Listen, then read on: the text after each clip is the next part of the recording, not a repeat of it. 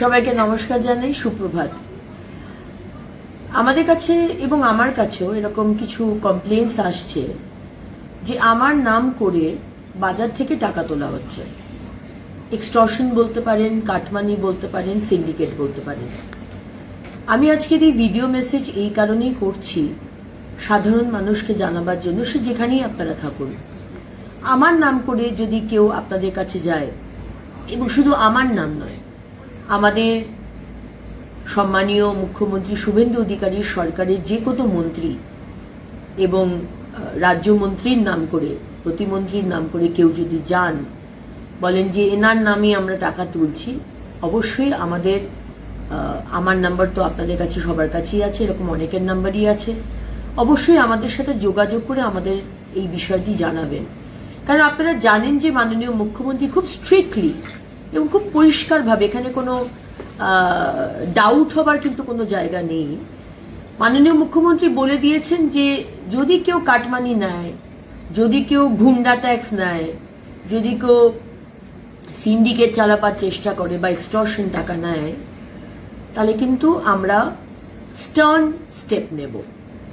তাই আজকে বাধ্য হয়ে অনেকের নাম শুনছিলাম, কিন্তু ঠিক বুঝতে পারছি না সেটা সত্যি না মিথ্যে। আজকে ভাবলাম এই ভিডিও মেসেজটা করেই ফেলি, কারণ এটা কিন্তু আমরা সহ্য করব না, বরদাস্ত করব না।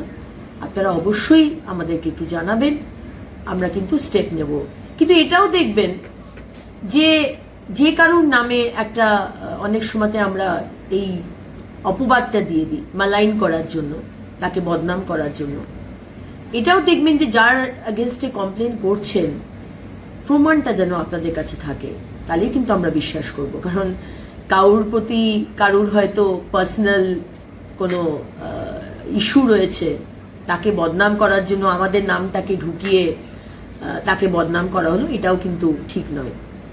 আর থার্ড জিনিস যেটা বলতে চাই, আরেকটা জিনিস আপনারা মাথায় রাখবেন, সেটা হচ্ছে ছবি দেখিয়ে, হয়তো আমার সাথে ছবি, আমার খুব পরিচিত অগ্নিমিত্রা পাল, এরকম হাজার হাজার মানুষের সাথে আমরা রাজনীতিতে রয়েছি, আমরা জনপ্রতিনিধি, হাজার হাজার মানুষের সাথে আমরা ছবি তুলি।